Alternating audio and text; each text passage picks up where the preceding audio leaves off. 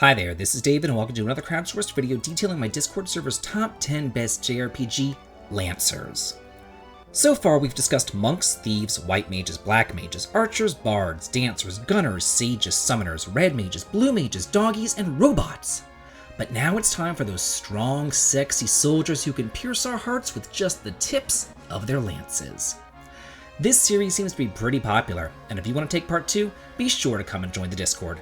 Please keep in mind that this is not necessarily my opinion, but the opinion of the best Discord server around. So join and become part of the fun as the series continues throughout the rest of the year.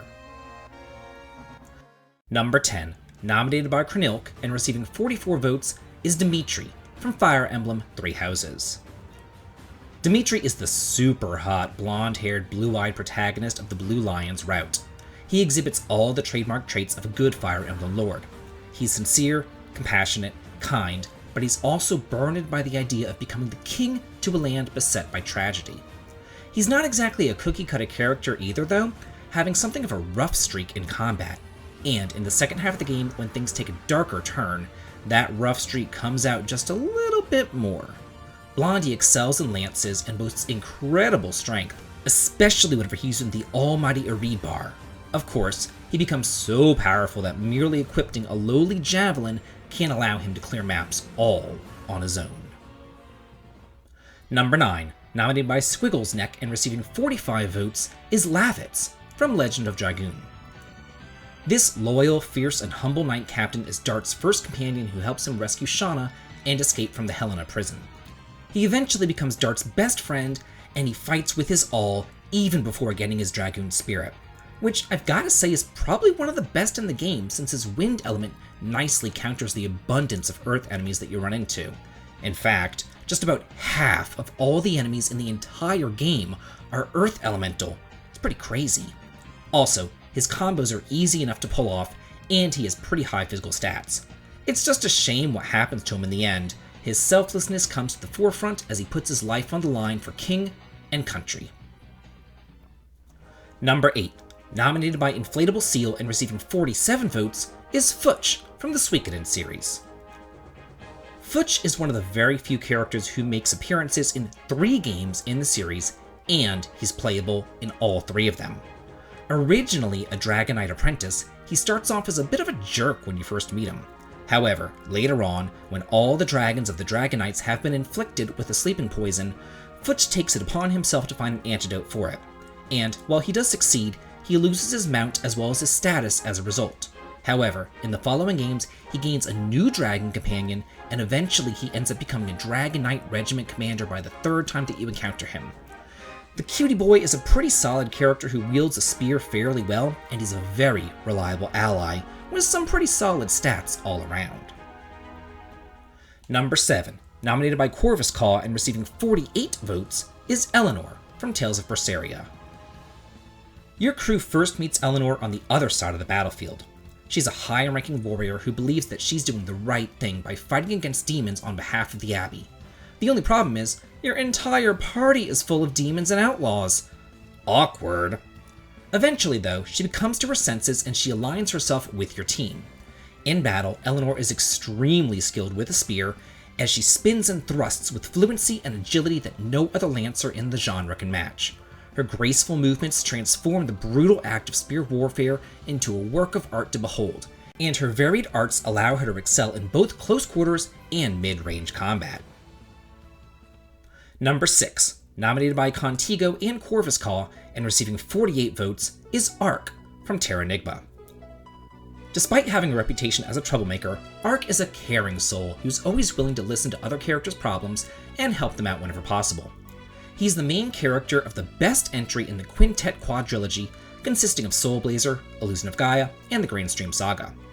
The other entries are armed with swords and flutes, but Ark comes to battle with pikes and spears. The improved top-down combat style gives Ark access to an array of attacks, devastating all the enemies around him. He's an incredibly proficient lancer that won't shy away from anyone who stands in his way. So whenever his entire village is frozen, he sets off to learn the true nature of the world and face down the darkness to arise as a real hero. Number 5, nominated by Casual Tom and receiving 50 votes, is Gar from Breath of Fire 3.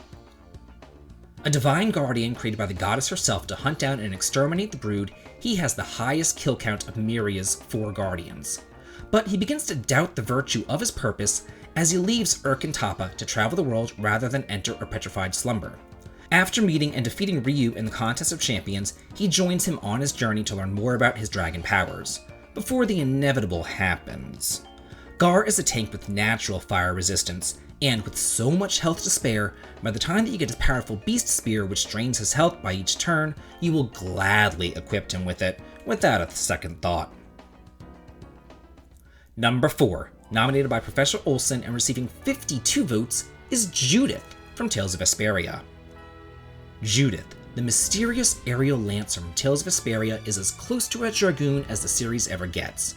In fact, whenever you first meet her, she's known as a dragon rider because she flies around on her friend Beul's back. She excels at fighting in the air, and while normally her AI is, less than desirable, if you do decide to control her and learn all of her moves, she can be an absolute monster and a combo machine in capable hands. Her personality's just the best. She's the master of sass, and it's fun to watch her playfully flirt with Yuri and put Raven in his place. Overall, Judith is an interesting character who can be a real bird of prey. Number 3, nominated by Vivi and Nova Explosion and receiving 80 votes, is Jade from Dragon Quest XI. While Jade can equip different sorts of weapons such as claws, she really excels with the mastery of the lance. This sexy physical powerhouse is directly linked to the main character's family, and she truly wants to protect him at all costs. She's not there for fan service, though she can definitely be admired. Like her long legs? Well, she'll kick the shit out of you with them. What about her boobs? Well, get between them for a nice puff. And then there's the Lance skill tree, which is one of the best in the game, especially for level grinding. No matter the foe that you're up against, Jade's the one to get the job done with her great physical stats, easy crit ratio, and her vampy appeal. Number 2, nominated by Serena Vox and receiving 82 votes, is Kain from Final Fantasy IV. Here, we're not going to address the spoilery elephant in the room, but instead embrace what makes him such a great addition to your party. He brings the hurt down from the sky with his jump command, and while this does take longer to execute than a standard attack, he deals so much more damage by jumping, and as an added benefit of being off the screen, he can avoid some massive boss attacks and counterattacks. And while you're going to normally equip him with some heavy armor and spears, he can also equip swords and axes if the occasion calls for it, and he can deal damage on par with Cecil. Really, honestly, the reason why he's out of the party for so long is probably just because he's so overpowered. And number 1, nominated by Corvus-Caw, DP the God, and Karateka Oot, and receiving 105 votes, is Freya from Final Fantasy IX. Freya is a paragon of honor, loyalty, strength, and perseverance, despite her countless tragedies, such as the loss of her lover, home, friends, and family. She's one of the last remaining Burmesians, and she never once falters in her ideals as she continues moving forward. Starting off stoically, by the end of the game, she feels more like family. Despite hearing about the destruction of Burmecia and her background of already knowing Zydian before the beginning of the story, not much else is painted about Freya's life. No matter how many shards of glass pierce her heart, she continues to carefully remove them and keep moving forward. It is a powerful lesson, and she is a treat to get to know. Well, that's it for the top 10 best JRPG Lancers as decided by my Discord server. We do have quite a few more honorable mentions though. Gunts from Shining Force, Aelia from Valkyria Profile, Katria, Sumia, Ephraim, and Seth from the Fire Emblem series, Largo from Valkyria Chronicles, Leda from Riviera the Promised Land, Ricard, Nine, and Cid from the Final Fantasy series, Tsubasa from Tokyo Mirage Sessions, Albert from Legend of Dragoon, Gwendolyn from Odin Sphere, Mondo from Saga Scarlet Grace, Elizabeth from Fate Extra CCC, Tani of Ni no Kuni 2 Reverent Kingdom, and Rosh from Radiant Historia. Who are your favorite Lancers and why? Let me know in the comments, and if you want to take part in future class ranking videos, come and join the Discord channel to make your voice be heard too. The link to it can be found in the video description as well as in the comments. I do hope to see you there. And as always, if you like this, please like, comment, and subscribe, and have a good day.